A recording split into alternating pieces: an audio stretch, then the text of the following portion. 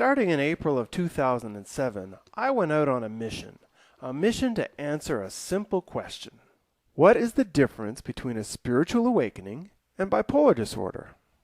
And now, finally, after almost 3 years of research, thousands of emails and comments, and 20 consecutive slideshow videos on this subject alone, I can finally share with you my definitive answer. And that answer is that I've been asking the wrong question. However, as you'll see, by figuring out that I was asking the wrong question, I eventually stumbled upon the right one. And with that, I think I've come across an absolute breakthrough with regards to how, as a society, we view both bipolar disorder and spiritual experiences. A breakthrough that could eventually lead to the healing of thousands of people, not only from bipolar disorder, but from schizophrenia and many other mental disorders. So what this video is really about is how I went from asking the wrong question to asking the right one. You see, before I knew anything about bipolar disorder, I had searched for a clinical understanding of my own spiritual awakening shortly after it happened about 10 years ago. It was then that I discovered the work of Dr. Stan Grof, and for Grof, there was a condition that looked very much like mental illness, but could actually lead to a spiritual breakthrough, which is what I had, and he called this condition a spiritual emergency. In reading his book, The Stormy Search for the Self, I finally found some validation for my spiritual experience, something that few others were willing to believe, that what I had been through was indeed spiritual and not a mental illness. And in the back of this book, he had an appendix to help people determine the difference between a mental illness like schizophrenia and a true spiritual emergency. So here were some of the criteria for a spiritual emergency. First, exams show no pathology or disease affecting the brain. The intellect and memory are challenged but intact. Adequate pre-episode social functioning and healthy relationships. Enough trust to be able to communicate and cooperate with others during the episode. And conversely, there should be an absence of self-destructive behavior, aggressive behavior, or withdrawal from help. The person in a spiritual emergency could also have the feeling that something important, healing, and even spiritual is happening. Spiritual themes such as birth and death are also present in an experience of spiritual emergency. And so, because my experience met all of Grof's criteria, I went for over a decade thinking that my experience and that of people with mental illness were completely different. However, when my niece Anna had an experience in 2007, I was struck by how similar it was to my own and became convinced that she was having a spiritual emergency, even though her psychiatrist was medicating her for what he saw as a mental illness, most likely bipolar disorder. It was then that I started this research project as well as making YouTube videos to share my story. Once the comments started rolling in, I realized that thousands of people labeled with bipolar disorder had stories similar to my own and fit Grof's criteria for a spiritual emergency. And not only that, but once I started producing theory videos explaining what actually happens to someone when they're in a spiritual emergency, I realized that many of us were going through the same deeply spiritual themes while we were in this apparent insanity. Both a spiritual emergency and bipolar mania can have a feeling of cosmic oneness to it, a feeling of timelessness. You may feel you have all-knowing universal knowledge or a deep sense of sacredness. There can be spiritual visions or voices, or as psychiatrists call them, hallucinations. You may think that you're dreaming or in a movie, that you're being tested by God, that you're the Messiah, a prophet, or a saint, or that you're dead, dying, or being reborn. And these are just a few of the very common spiritual experiences that many bipolar people identified with in my videos. However, some bipolar people did not identify with these experiences at all. Not only did these people hate my videos, but they also hated me for making them. What is so spiritual about wanting to kill my cats? One guy asked me. You're going to have to answer to Jesus for this, said one woman. Apparently, for some people, bipolar mania had been almost an anti-spiritual experience. Some people suffered from very demonic hallucinations. Others endured severe paranoia or deep feelings of anger. For me, these people seemed to be encountering experiences that I'd always considered to be closer to schizophrenia. But perhaps what was most common was not these highly positive spiritual experiences or the deeply fearful, painful experience. No, what was most common was a mixed episode. Most people would experience both ends of the spectrum, the love and the fear, the joy and the pain, the good and the evil. It seemed to me that rather than being a separation between spiritual emergencies and bipolar disorder, there was a spectrum of experiences from those dominated by love to those dominated by fear, with most people having a type of mixed episode which would lie somewhere in the middle, a mix of love and fear. And not only that, but this spectrum would go from spiritual emergencies to bipolar disorder all the way to schizophrenia with no definitive break between the three. And so it's in this way that I became convinced that three experiences which I was sure were completely separate from each other were actually all part of the same spectrum of experience. And that's when I realized that my original question was going nowhere, because I was never going to find a clear, distinct line between a spiritual awakening and bipolar disorder. But it was in realizing that I needed to change direction that I went from asking the wrong question to asking the right one. And that question is, if experiences of spiritual emergency, bipolar mania, and schizophrenia are all part of the same spectrum, then what are the key factors which would lead to someone having a more positive, negative, or mixed episode of psychosis? And it's that question that I intend to answer in part 2 of this video.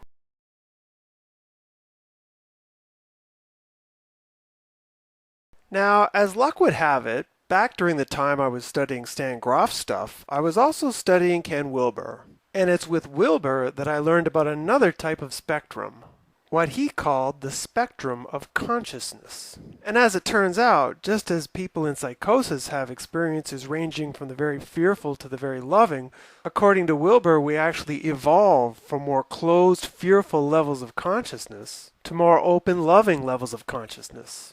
And so, in recognizing this parallel between the spectrum of psychosis and the spectrum of consciousness, I started to wonder if they would somehow match up. Meaning, would people at a higher, more loving level of consciousness have more spiritual emergency type of psychosis? Would the people at the lower levels have more fearful, schizophrenic type psychosis? And most importantly, would the people in the middle have more mixed episodes, the typical type of bipolar psychosis? Now, in order to see if this theory had any useful value to it, the toughest part for me was going to be determining if schizophrenia was connected to the lowest levels of consciousness. And this was mainly because I didn't have a lot of contact with people who had severe schizophrenia, the type of people who might spend many months or years in psychiatric institutions. However, after a few years of research and a lot of reading, I did find that there are a number of similarities between the way people at lower levels of consciousness think and the way people with schizophrenia think. Now, along with the very fearful life experience that I've already talked about, probably the most obvious and important similarity is that both groups have hallucinations. In fact, there's a very interesting book by a guy named Julian Jaynes called The Origin of Consciousness and the Breakdown of the Bicameral Mind. And in this book, he explains how people, not only at the tribal level of consciousness, but also at the earliest levels of civilization, people in the feudal level, were not directed by their own mind, but by the commanding visions and voices of the gods. In fact, visions and voices were common in ancient Egypt, Greece, India, and among tribal peoples around the world. Proof of the commonplace nature of these occurrences can be found in the earliest books of the Old Testament, parts of the Greek Iliad, and the Hindu Vedas as well. In fact, hallucinations were so pervasive in these more primitive civilizations that Jaynes writes, according to our theory, we could say that before the second millennium BC, everyone was schizophrenic. And just like with primitive peoples, when someone with schizophrenia has a hallucination, they interpret that vision or voice concretely, never symbolically. So that angel that they see or hear appears to them as real as the hand in front of your face. And because of this concrete way of interpreting reality, when people at these levels have a God experience, it's very common for them to think that they are the exact reincarnation of Jesus Christ, having power over others. Now, I know this may seem highly irrational, but you need to understand that in both groups, reality is seen as an entirely magical place. Because, as I explained in my videos on tribal consciousness, the inner world and the outer world are fused together, making both schizophrenics and tribal people highly superstitious. And so with a mind that works like this, it's no wonder that both groups have a deep fear and respect for evil spirits, devils, and demons. It truly is a mind where any fears that you have are brought to life. So overall, whether someone is at a lower level of consciousness or they're suffering from schizophrenia, we're really seeing someone who's living in their own world, someone who sees the world from one perspective. The movie The Soloist, starring Jamie Foxx and Robert Downey Jr., gives a very honest look at how isolated this one-perspective reality can be. There, Foxx plays a former musician who now lives in a world of shadows and potential threats due to his schizophrenia. And as you'll see, the one-perspective reality makes it very difficult for him to maintain any relationships because it's almost impossible for him to consider other people's thoughts and feelings when he makes decisions or takes action. So, considering all of these similarities, I think it's safe to say that we've got a clear connection between the type of psychosis associated with schizophrenia and the lower levels of consciousness. Now, the question was, would I find a similar relationship at the higher end of the spectrum? Well, to start, the Power of Now level and the postmodern level are the most open, loving levels of consciousness in the model. These levels also have a much more spiritual but non-religious view of life, which parallels the insistence of many people in spiritual emergencies that they're in fact going through a spiritual experience. These are also the most intuitive levels of consciousness, where people often override their purely rational, logical thinking and trust their intuitive feeling for things instead. And this ties in with the intuitive interpretation that people give when they're having a spiritual emergency, that they're going through something very important, some inexplicable inner process which must be completed. Both groups also see reality as being deeply meaningful on a symbolic level. They will think, wow, this looks like a hotel, but it feels like purgatory.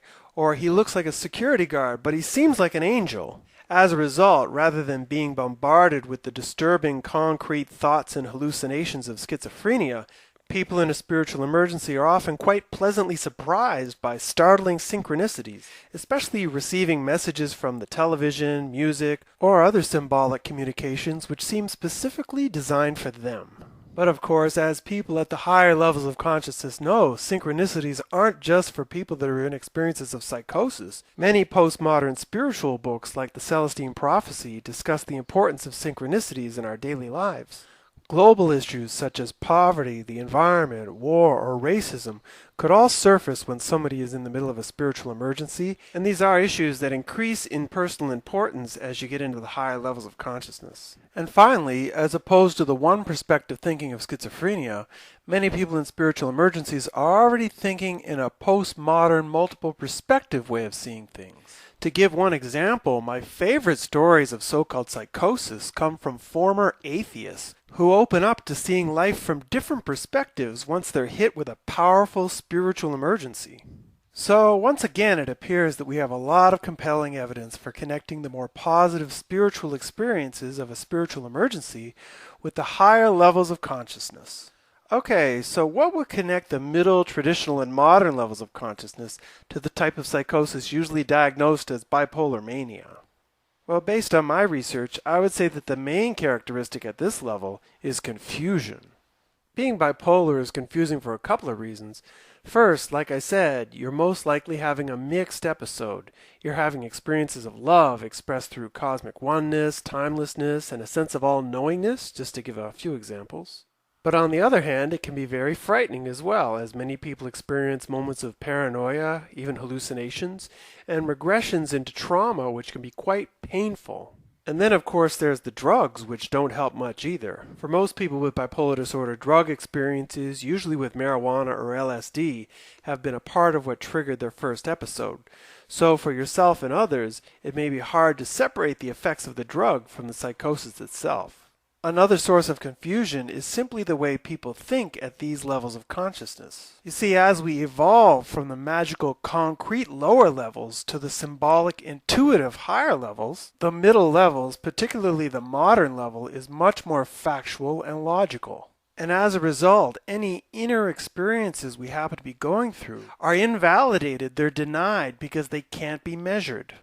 If you're at the modern level, everyone will have you believing that your disorder is caused by a chemical imbalance, even though the scientific evidence will show that you're biologically normal. At the traditional level, people might see you as having a moral flaw, like God is punishing you for something you did. But either way, regardless of how you felt about your experience on the other side, people at these two middle levels of consciousness will work to convince you that these experiences are bad and better off forgotten. And if you're at those middle levels, you'll probably believe them. So once again, we find a lot of compelling evidence demonstrating that a typical bipolar psychosis usually fits within the modern and traditional levels of consciousness, especially because at this stage of development, any spiritual experiences we go through are denied, first by our society, then by ourselves. Schizophrenia, bipolar mania, spiritual emergencies. The spectrum of psychosis matches seamlessly with the spectrum of consciousness. Now, just recognizing this relationship will be a huge step forward for both psychiatry and psychology.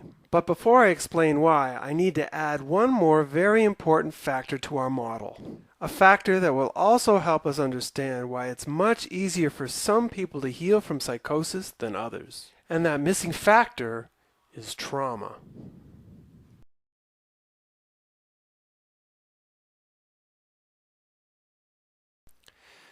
When diving into the ocean of your own soul, it helps to know what lies beneath the surface. Maybe that water is crystal clear, but maybe it's full of sea monsters. Now either way, it's always a hero's journey. But when you know those waters are especially dark and dangerous, it helps to know what might be in store for you. And that's why having some idea of your own degree of life trauma is especially important before you take the plunge. Now, normally most people think of trauma as related to child abuse, and that is by far the most damaging form of trauma that I've come across. However, as I talked about in my video on trauma, it can come in surprising forms. Experiences from any time in our lives can have a powerful effect on us, such as witnessing a murder or being in a fire. But we can also be affected by traumatic events which we have no conscious memory of, like being an unwanted pregnancy. But regardless of the shape these traumas take, there does seem to be a general rule, which is that the more traumatic your life experience is, the more difficult your experience on the other side will be. You see, once you're into the so-called psychosis, there is a tremendous opportunity to heal the wounds you carry from those experiences in life that you would rather forget or may have completely forgotten. However, before the healing can take place, there's a catch, and that catch is that you need to re-experience the trauma first. And that's the hard part. You see, as long as that sea monster is swimming in the deep, he's outside of your awareness, even though he's always there. In order to get rid of him, you need to let him come to the surface where you can see and feel all of his ugliness in the light of day. And it's in this process of allowing our sea monsters or our traumas to become completely conscious emotionally and intellectually that they finally disappear. Now, the good news in all of this is that during the acute psychosis, it's often possible to rid yourself of painful experiences which may have haunted you for years, and this can happen in just a matter of hours or even minutes. All that needs to take place is that you need to open yourself emotionally to what you're feeling inside, and that can be a scary thing because some of the energies connected to these traumas can be very powerful. It's not uncommon for people to be crying, screaming, or even blacking out when these experiences happen.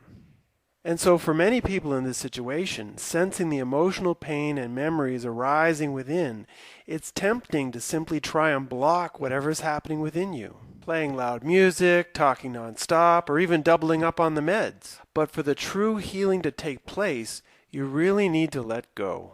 And so because trauma is such an important factor to consider, I've added it to the model here because, as I said, all things being equal, the more trauma that is within you, the more difficult and fearful your process will be. And so that's why on the left I'm connecting heavy trauma with high fear, and on the right, light trauma with low fear. And if you take a look at my video on hallucinations, you'll see that I've already found a relationship between a heavy amount of trauma and schizophrenia. And it should come as no surprise that the people at the opposite end of the spectrum, those having the very positive spiritual experiences, had very few difficult traumas to deal with in their experience of psychosis or in their life history. Now, I'm sure there are many people out there with bipolar disorder that don't consider their lives to be particularly traumatic, and that may be the case. However, there is one other type of trapped energy which we carry within us that needs to surface when you're in a typical manic psychosis, and that is the energy of repressions. You see, as we move from the one perspective reality of the feudal level into the two perspective world of the traditional level, we learn to repress our emotions. Now, as I talked about in a previous video, learning to repress emotions is an important skill as it helps you get along with people better. However, some people become overly repressed, feeling that they can never truly be themselves. That's why I've called bipolar disorder I can't be me disorder. And based on the people I've talked to, I would say that it's the repression of your true self or inner spirit, which is often a big part of why people go into psychosis. So you see, as opposed to someone with very deep psychological problems who's perhaps had a lifetime of difficulties relating to people, many people with bipolar disorder were in fact the opposite. Top of their class, straight-A students, popular and charismatic. It's just that perhaps the expectations they felt they needed to live up to may have become too much for them, or in fact didn't really reflect who they were as a person. So as opposed to being in the more traumatized lower left-hand corner of our chart, most of the people diagnosed with bipolar disorder that I've talked to would find themselves towards the upper right, dealing with some trauma but also a fair amount of emotional repression. Now, some of you might be asking, if people in the far upper right-hand corner are already at a higher level of consciousness and have less trauma or repressions to deal with than others, then why would they enter into a psychosis at all? Well, starting with the modern level of consciousness, we begin to question our own reality. And at first, we challenge the thinking of our culture, questioning our religious beliefs, cultural obligations, or even superstitions that might be left over from the lower levels. But at the postmodern level, we begin to question everything, even our own rational mind. Here, the world somehow opens up and the sense of wonder we had as children returns, especially as we begin to see how our own thoughts, feelings, and attitudes directly impact or even help create our own reality. And so in order to create a better world for themselves, people become much more introspective at the postmodern level, questioning the limitations of their own consciousness in order for them to improve. As a result, people in or near the postmodern level are often enthusiastically involved in activities which, whether they know it or not, put them on a course for breaking out of their own ego or false self, and possibly into a very positive spiritual psychosis or spiritual emergency. Now, these activities may include intensive self-help seminars, spiritual retreats, reading a very inspiring book could be a trigger, or even foreign travel in the name of finding yourself. Pretty much any highly stimulating, thought-provoking activity could be part of the ego-breaking triggers that takes you into psychosis, including watching videos from Bipolar or Waking Up. Now, are traumas and repression still a factor here? Sure they are. It's just that for those in the upper right, the psychosis they find themselves in is often caused, quite accidentally, by their own efforts to expand their level of consciousness. And this brings me to another interesting aspect of this model, because based on the people I've talked to, it seems to me that when it comes to the life circumstances or triggers which cause someone to go into their first psychosis, the people in the upper right usually have many triggers happening, while those in the lower left have few, if any. For example, a typical upper right bipolar psychosis involves moving away to university. The combination of a new school in a new city, being away from family and old friends, being introduced to new ideas, and then maybe seeing your grades drop, plus smoking a lot of marijuana. This combination of triggers could initiate a psychosis in just about anybody. On the other hand, someone hallucinating devils at the age of 14 or 15 may not be able to remember any specific triggers causing their first episode. So as opposed to people on the upper right, who usually have many triggers to their first acute psychosis, those on the lower left usually only have one or two, as it's the severity of the trauma that they've been through that is primarily responsible for their first episode. So, it's been a long journey, but a satisfying one, because I think I've finally got a pretty good answer to my question. If you remember from part 1, I started out looking for the difference between a spiritual awakening and bipolar disorder, but then in realizing that there was actually no definitive separation between a spiritual awakening or a spiritual emergency, bipolar disorder, and schizophrenia, I then asked what are the key factors which would lead to someone having a more positive, negative, or mixed episode of psychosis. And those key factors turned out to be consciousness and trauma. And knowing this, we can start to look at the spectrum of psychosis in a whole new way. You see, it's important to remember that up until now, according to psychiatry, all episodes of acute psychosis should be medicated, and most people become medicated for life. And that even among the most open-minded psychiatrists and psychologists, there's been a genuine frustration in the inability to clearly define a spiritual experience from insanity. However, what our model shows is that there will never be a clear diagnostic criteria to separate one experience from the other. And so rather than looking at these experiences in black and white terms of spiritual or insanity, we can now assess someone's probability of healing based on our model. And what we'll find is that for people approaching the upper right-hand side, there will be a high probability of having healing, even spiritual breakthroughs. Having much more fearful, traumatic experiences, those people in the lower left-hand side of the model will have a lower probability of healing, as it's much more difficult for those people to engage the material that they're confronted with. And as for people labeled with bipolar disorder, as always, they fall somewhere in the middle, usually having mixed episodes of love and fear. And for these people, their probability of healing can be good, provided that they're given the education and support necessary to help them work through their processes. Because in truth, wherever you would find yourself in this model, every acute psychosis has at least the potential of transforming into a spiritually healing experience. My new book, Am I Bipolar or Waking Up? By me, Sean Blackwell, is now available at Amazon.com. For more details, check out my new website at bipolarorwakingup.com.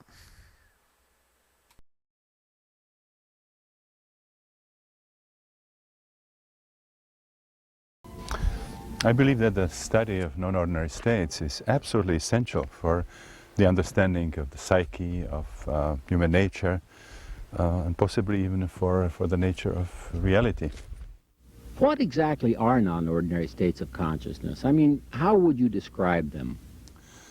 Non-ordinary states of consciousness are powerful experiences which are characterized by very intense changes of the sensory perception, perceptual changes, by very powerful emotions, by changes in thought processes, and they're frequently accompanied also by some significant psychosomatic changes.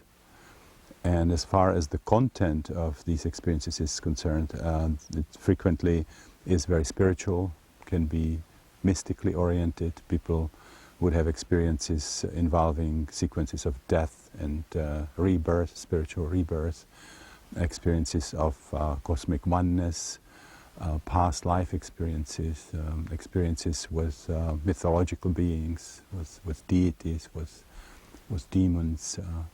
Many of the kinds of experiences that we read about in the spiritual scriptures and the mystical literature of the world.